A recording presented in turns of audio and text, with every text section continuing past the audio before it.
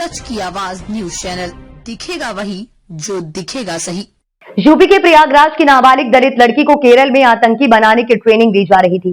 Police के मुताबिक आरोपियों ने नाबालिग लड़की का अपहरण किया, उसे प्रयागराज से केरल ले गए, जबरन धर्म परिवर्तन कराया, फिर उसे जिहाद के नाम ट्रेनिंग देने लगे। इसी बीच पीड़िता वहां से भागकर केरल के एक रेलवे स्टेशन पहुंची, जहां रेलवे पुलिस को उसने आपबीती सुनाई। केरल पुलिस ने प्रयागराज पुलिस को सूचना दी। पुलिस नाबालिग को प्रयागराज लेकर आई। पीड़िता की मां की शिकायत पर आरोपी मोहम्मद कैफ और कहकशा बानो को अरेस्ट कर आतंकी मॉड्यूल का खुलासा किया। आतंकी मॉड्यूल में कौन कौन शामिल है, ये गिरोह अब तक कितने लोगों को शिकार बना चुका है, इसकी जांच के लिए पुलिस की 3 टीमें लगाई गई हैं। दिनांक 28 जून को थाना फूलपुर पर ग्राम लिलहट निवासिनी श्रीमती गुड्डी देवी द्वारा एक तहरीर थाने पे दी गई, जिसमें उनके द्वारा सूचना दी गई कि दिनांक 8 मई को लिलहट की ही रहने वाली दरकशा बानो पुत्री मोहम्मद इस्माइल उम्र 19 वर्ष द्वारा पहला फंसा कर वह पैसों का प्रलोभन देकर उसकी 15 वर्षीय नाबालिग लड़की को धर्म परिवर्तन कराने के उद्देश्य से केरल ले जाया गया तथा इस संबंध में थाना फूलपुर पर सूचना देने पर अज्ञात नंबर से फोन करके गाली गलौज व जान से मारने की धमकी दी। इस सूचना पर सहायक पुलिस आयुक्त फूलपुर द्वारा पीड़िता के घर पर जाकर उससे वार्ता की गई तथा घटनाक्रम और घटनास्थल का निरीक्षण किया गया। पीड़िता के आवास पर सुरक्षार्थ पुलिस बल लगाया गया है। जांच से ये निकलकर आया कि 8 मई को दरकशा बानो नाबालिग लड़की को जबरन धर्म परिवर्तन कराने के उद्देश्य से पहला फुसलाकर वह प्रलोभन देके घर से लेकर गई, जिसमें उसका साथ मोहम्मद कैफ निवासी फूलपुर ने दिया, जो उनको मोटरसाइकिल से प्रयागराज जंक्शन तक छोड़ने गया। इस दौरान कैफ ने पीड़िता के साथ छेड़खानी की भी घटना की थी। प्रयागराज जंक्शन से दरकशा बानो नाबालिग लड़की को अपने साथ दिल्ली लेकर गई, फिर वहां से केरल में त्रिशूल तक लेके गई। इस संबंध में पीड़िता द्वारा आरोप लगाया गया है कि केरल में दरकशा बानो द्वारा उसको वहां कुछ संदिग्ध लोगों से मिलवाया गया, जिन्होंने उसको पहले पैसों का प्रलोभन दिया, बाद में जबरन धर्म परिवर्तन करवाया और वहां रुककर जिहाद के लिए सिखलाई का दबाव बनाया।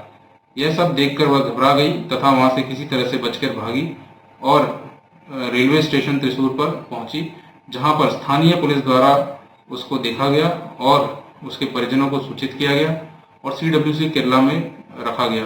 सूचना प्राप्त होने पर परिवारजनों द्वारा थाना फूलपुर पुलिस के सहायता से लड़की को केरल से वापस घर लाया गया और थाना फूलपुर पर 28/6/25 को कार्रवाई हेतु प्रार्थना पत्र दिया गया, जिसपे सुसंगत धाराओं में अभियोग पंजीकृत किया गया है। इसमें नामित आरोपी दरकशा बानो और मोहम्मद कैफ निवासी थाना फूलपुर को पुलिस द्वारा गिरफ्तार कर लिया गया है तथा आवश्यक विधिक कार्रवाई की जा रही है। प्रथम दृष्टया यह विदित होता है कि आरोपी दरकशा बानो एक संगठित गिरोह के साथ शामिल है, जो गरीब एवं दलित लड़कियों को बहला फुसलाकर उनका ब्रेन वॉश करके धर्म परिवर्तन कराकर आतंकवादी देश विरोधी गतिविधियों में लिप्त कराने का कार्य करती है। इस संबंध में और आरोपों के संबंध में सभी पहलुओं पर गहनता से जांच की जा रही है। मुकदमे में वांछित शेष अभियुक्तों की गिरफ्तारियों के लिए टीम का गठन किया गया है। मौके पर शांति व्यवस्था कायम है। पीड़िता को बरामद कर one stop centre CWC Prayagraj में दाखिल कराया गया है।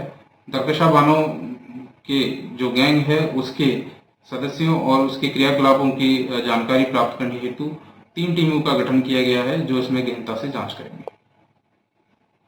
ये फूलपुर में एक मामला सामने है, क्या किस तरह का ये मामला है, क्या घटना है? ये थाना क्षेत्र फूलपुर से जो घटना पुलिस में रिपोर्ट की गई थी वो ये था कि एक दलित कम्युनिटी की नाबालिग बच्ची है, जिसको के एक गैंग के द्वारा बहला फुसला करके बरगला करके उसका अपहरण किया गया और अपहरण करने के बाद में उसको केरला ले जाया गया और जो इसका टारगेट था बच्ची का धर्म परिवर्तन करवाना और आगे उसको जो गैंग की गतिविधियां हैं उनके साथ जोड़ना। सबसे पहले जो हमारी इसमें प्राथमिकता थी वो थी कि बच्ची को सकुशल बरामद किया जाए। इसमें परिवारजनों की सहायता से बच्ची को सकुशल बरामद किया गया केरला से और वहां से बरामद करने के बाद बच्ची को, क्योंकि ये काफी ट्रॉमेटिक इंसिडेंट रहा, उसको सबसे पहले काउंसिल किया गया और उससे जो घटना के संबंधित अपराधियों के संबंधित जानकारी जुटाई गई। इसमें जानकारी के आधार पे जो 2 नाम प्रमुखता से सामने आए, एक महिला का, जिसके द्वारा कि टारगेटेड वे में बच्ची के साथ में फ्रेंडशिप की गई।